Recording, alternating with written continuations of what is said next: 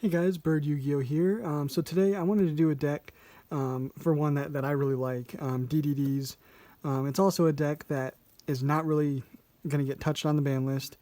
Crystron Needle Fiber is obviously a great card in this deck, but it's not one that I've ever played or am ever going to play. That's probably, hopefully, going to get hit on the next ban list, but we'll see. But yeah, this is just a really fun deck that goes into fusions very easily, synchros, exceeds, just does it all. And this version that I'm doing is a little different than the last version I played. I really kind of keyed in on Supreme King Kaiser for kind of the power of the deck. This one is just kind of like a pure combo-based deck, as consistent as possible, and it's my favorite way to play the deck. So yeah, we'll get right into it. If you guys do want any of the cards that are shown in this video or any Yu-Gi-Oh cards, check the link in the description and in the comment section. If you use that link, it'll take you to TCG Player, and that'll really help out the channel. So let's get right into this, starting off with our best normal summon by far is you got to play 3 Savant Kepler. He's level 1, so you can link him away with Linkaribo. But basically the only effect you're going to use for him, or the main effect, is when you normal or special summon him, you can add a Dark Contract from your deck to your hand, which is almost always going to be Dark Contract with a gate, unless you already have one. But this allows you to search any DD monster. So really, really good card. Searches a search card. Absolutely amazing. And then another pendulum that we play, and this is not really a pendulum deck. There are obviously pendulum monsters, but so yeah, for you guys that are, don't like pendulum decks, I wouldn't even call this a pendulum deck. It has pendulum cards, but basically you're just using them, to act as a spell card, and then, like with him, you'll want to special summon him. And so he has 2 really good effects. In the pendulum scale, if you summon a DD monster, you can then target a DD monster in your graveyard. Battle damage is halved.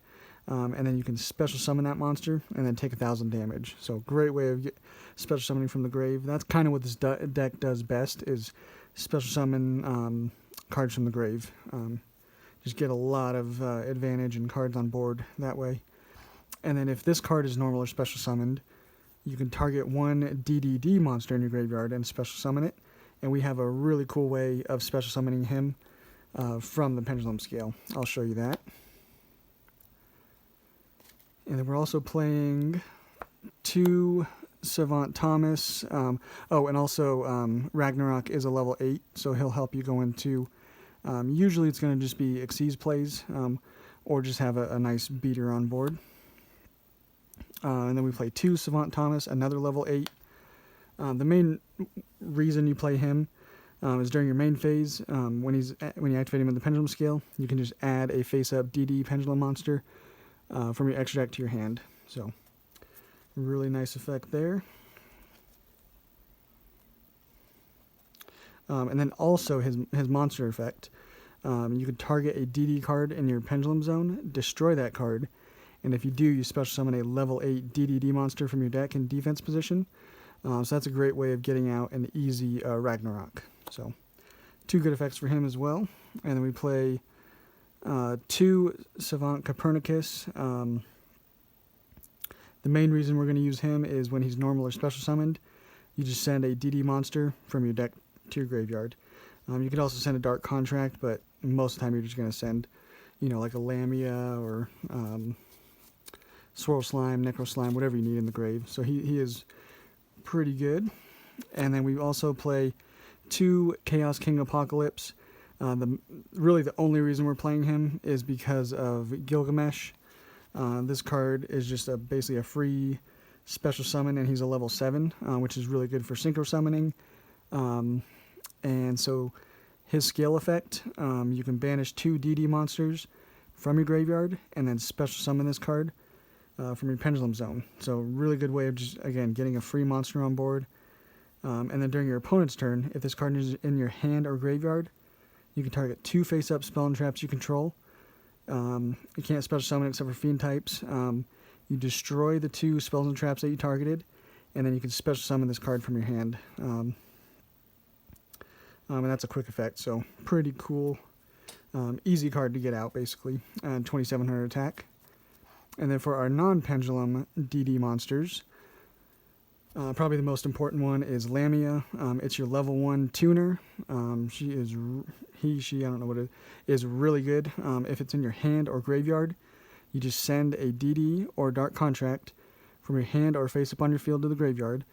So a lot of times, these are continuous. So you'll activate this, search, and then, put this into the graveyard, and then you can special summon Lamia. Really good. If you special summon it that way, though, it's banished when it leaves the field. So normally you're going to special summon this back by some of your other effects up here, and then, use that effect last. We're also playing 3 Swirl Slime. This one you always want to see in your hand. It's your way of fusion summoning. If this card's in your hand, you fusion summon using this, and any other monster in your hand, and you summon a DDD fusion monster. And then also, you can banish this from your graveyard, and you can special summon a DD monster from your hand. So just, again, 2 really good effects. And then I still really like 3 Necro Slime. It's really the one you want in the graveyard, but basically if you open Swirl Slime and Necro Slime, you have a way of fusion summoning twice, just right there with 2 cards. Because if this is in your graveyard, you can fusion summon a DDD from your extra deck by banishing this card and any other monster from your graveyard. Any other, fusion material for it. But yeah, that's it for the monsters. Like I said, we're sticking with kind of like a pure version that just goes into its combos very easily and just does what it does very well. So for our spells, by far the most important one is going to be Dark Contract with the Gate. You just simply search any DD monster from your deck and add it to your hand. During your standby phase, you take 1,000 damage. If you're worried about that, which you shouldn't be, but if you ever get down low, you can always try to make Oracle King, and you'll gain the 1,000 life points instead of losing them. So that's something you can do, but most of the time you're going to be activating this, and then, like I said, with like Lamia, you're just going to be getting rid of it. So great card, though. And the only other Dark Contract we play is Swamp King. It's, again, it's another way of fusion summoning, because that's just how you always want to start off the field, usually with a Genghis to just get your plays going. So Dark Contract is just another way of fusion summoning. And then a card that I've added recently that I really, really like is Where Art Thou? We play a lot of level 1s in this deck, a lot of really good level 1s. So if you have a face-up level 1 monster, you just search out another level 1 from your deck to your hand. During the end phase, you take 2,000 damage if you didn't normal summon, but that's not a big deal. But really, really good card. And then since this is so combo-oriented, and you want a lot of search effects going off, Called by the Grave is an absolute must. You don't want to be, hurt super bad by that Ash Blossom or Effect Veiler, any of those. And then some really good draw power. Allure of Darkness. Every single monster in the main deck is dark, so this card is just absolutely amazing. Play 3 Pot of Desires. Every single card that you need in your hand, we play 3 of, basically. Some of these 1-ofs you don't need, but yeah, Pot of Desires, so good in this deck. And really, for most of the combos, you only ever need 1 of each of the cards. You don't need multiples of any of them. So Pot of Desires, great. And then for the 1-ofs, 1 for 1, again, we play a lot of powerful level 1s, so it's a no-brainer. Foolish Burial for sending, usually Necro Slime, Lamia are your really good targets, or even Swirl Slime. Any of those to the grave. And then Monster Reborn, you send a lot to the grave, so summoning back 1 for free is really good. Stuck with 40, I definitely recommend staying as close to 40 as you can with a deck like this that is just wants specific cards for combos. And then for the extra deck, playing 2 Flame King Genghis. Like I said, this is usually the first one you want to be summoning out. It's a level 6, so really good. If you get a Lamia, you can go into a level 7 synchro, which is usually what you want to do. But this one, if another DD monster is special summoned to your field, while you control this card, you can target a DD in your graveyard and special summon it. Really good. And then Flame High King Genghis. So King Genghis requires just 2 DD monsters, and High King Genghis requires a level 5 or higher DD monster, and then any other DD monster. But if another DD monster is normal or special summoned while you control this, you can again target a DD monster in your graveyard and special summon it. So that is even, is going to special summon just as easily as Flame King Genghis, just not as easily. He's also a level 8, so that's good sometimes, but you're not going to be going into like synchro summoning with him. He's also, once per turn when a spell or trap or its effect is activated, you can negate the activation. So it's really good going second. If you have cards that you're worried about that your opponent's playing, field spells, stuff like that. And then Oracle King d'Arc. It's mostly just there. It just requires 2 DD monsters. It's mostly there to just get a level 7 on board. And then King Beowulf is really good for going second.